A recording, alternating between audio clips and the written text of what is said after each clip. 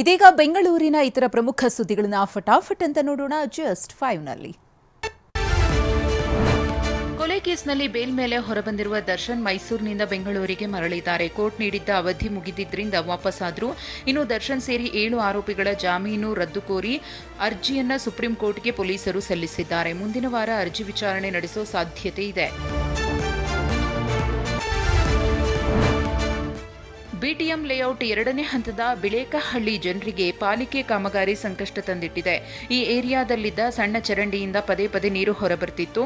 ಚರಂಡಿ ಸರಿಪಡಿಸುವಂತೆ ಪಾಲಿಕೆಗೆ ಮನವಿ ಮಾಡಿದ್ರು. ಈಗ ಬಿಬಿಎಂಪಿ ರಾಜಕಾಲುವೆ ಕಾಮಗಾರಿ ಶುರುವಾಗಿದ್ದು ಮಂದಗತಿಯಲ್ಲಿ ಸಾಗ್ತಿದೆ. ರಸ್ತೆ ಬಂದ್ ಆಗಿರುವುದರಿಂದ ಜನ ಮುಖ್ಯ ರಸ್ತೆಗೆ ಹೋಗಲು ಪರದಾಡ್ತಿದ್ದಾರೆ. ಬೆಂಗಳೂರಿನಲ್ಲಿ ಫ್ಲೆಕ್ಸ್ ಬ್ಯಾನರ್ ಹಾಕೋಕೆ ನಿಷೇಧವಿದ್ರೂ ರಾಜಕೀಯ ನಾಯಕರ ಅಭಿಮಾನಿಗಳು ರೂಲ್ಸ್ ಬ್ರೇಕ್ ಮಾಡ್ತಿದ್ದಾರೆ. ವಿಜಯನಗರ ವ್ಯಾಪ್ತಿಯ ಪಟೇಗಾರ ಪಾಳ್ಯದ ಸಂಗೊಳ್ಳಿ ರಾಯಣ್ಣ ಸರ್ಕಲ್ ಪೂರ್ತಿ ಬ್ಯಾನರ್ ಮಯವಾಗಿದೆ.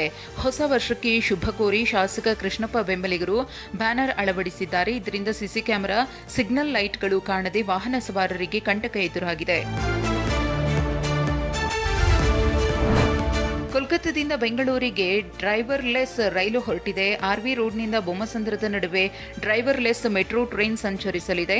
ಕೋಲ್ಕತ್ತಾದ ಟಿಟಾಘರ್ನಲ್ಲಿ ಆತ್ಮನಿರ್ಭರ್ ಭಾರತದ ಅಡಿಯಲ್ಲಿ ಈ ರೈಲು ತಯಾರಾಗಿದ್ದು 15 ದಿನದಲ್ಲಿ ಬೆಂಗಳೂರಿನ ಹೆಬ್ಬಗೋಡಿ ತಲುಪಲಿದೆ.